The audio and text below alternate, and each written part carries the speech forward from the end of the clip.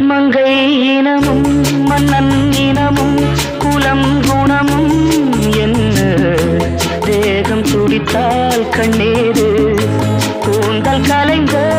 கனியே கொஞ்சி சுவைத்த கிளியே இந்த நிலைதான் என்ன விதியோ